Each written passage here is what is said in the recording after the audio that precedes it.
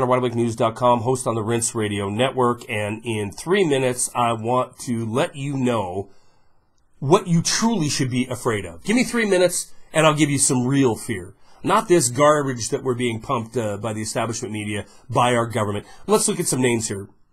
We look at David Williams. He had a plot to blow up synagogues, right? That threat was thwarted.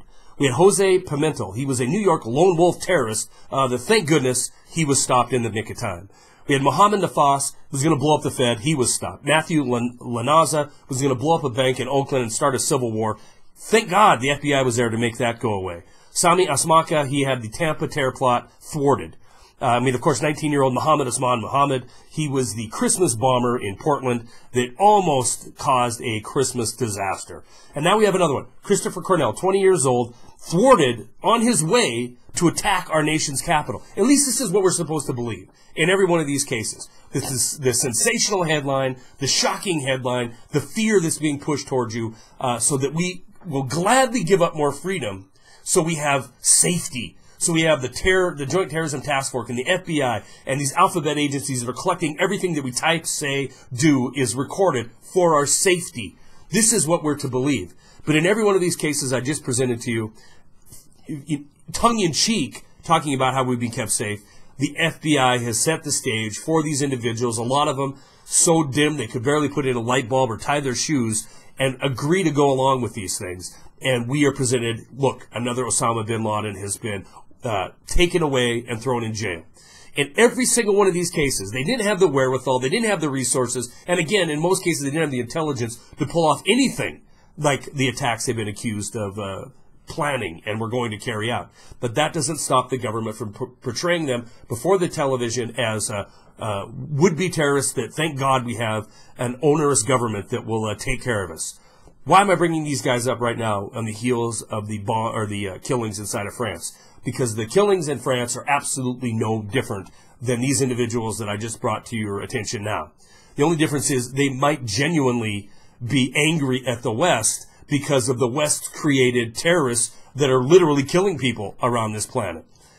But we don't look at it that way. We look at it as these crazy Muslims just came out of the woodwork and they're killing people around the world. Well, look where these came from. Look where the threats have come from. Back in September, ISIS was talking about we need attacks in France, we need attacks in Great Britain, we need attacks in the United States. Well, who is ISIS? Where did they come from? Did they just come out of thin air? No, they absolutely did not. They came out of the al-Nusra Front, the same people John McCain put his arms around and said, these are people that we should respect. They're freedom fighters. We funneled money to them. We funneled weaponry to them. And guess what? Now we're fighting them in Iraq. Once again, back in Iraq. Hundreds of thousands of people in Iraq killed. Yeah, there's going to be some people inside of Iraq, inside of Libya, inside of Syria that genuinely want to come to the West and do harm. But if we ask the question on why, like Ron Paul would say, why are these people upset? We are called, radicals. We're called extremists for even daring to ask the question on why are these people so hell-bent on killing Westerners? We're called lunatics if we ask this question. But if we don't ask the question and we just get spoon-fed the answers, we are destined to become nothing but slaves to this system. Look what happened inside of France. 3 individuals dead, terrorists dead, that killed some people, 17 people, even though it's a shame and it's disgusting and these individuals never had to lose their lives. When we look at it in the scope of people that die around this planet every day because of poverty, because of starvation, because of malaria, because of disease, because of bee stings, because of lightning strikes, come on. This is a drop in the bucket, yet the response by the global Western leaders has been ridiculous. They march in the streets. We got to get tougher. We got to put 10,000 troops on the street in France. We have to have the SAS patrolling neighborhoods in England. And now we have a summit coming together. Because of this attack, a summit in February, where they're going to talk about what?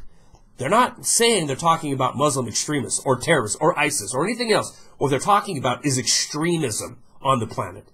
The globe's ready. Another attack. The leaders of the world are together, locked in arm, marching down the street. We got to combat extremism. You better ask yourself, what is extremism? Because if you challenge the status quo, if you challenge what the media is telling you or what the government is telling you, guess what? You fall into that category of extremist. And this is the end goal. We can't keep fighting Muslims forever.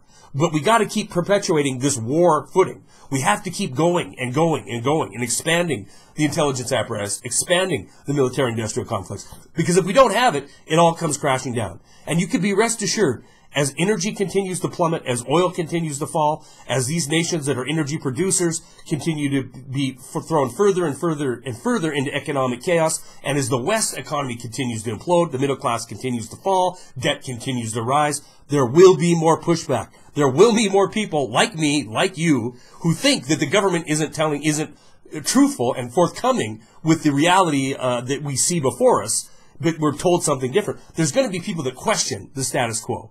And those people are going to fall into a category. They're going to fall into the same category as the MIAC report told us several years ago.